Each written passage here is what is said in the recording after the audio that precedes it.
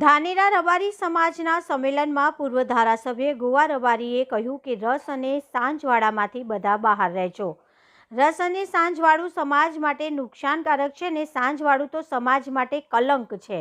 ધાનેરા રાજસ્થાનની બોર્ડરને અડીને આવેલા તાલુકો છે એટલે સાંજવાળાનું પ્રમાણ વધારે છે।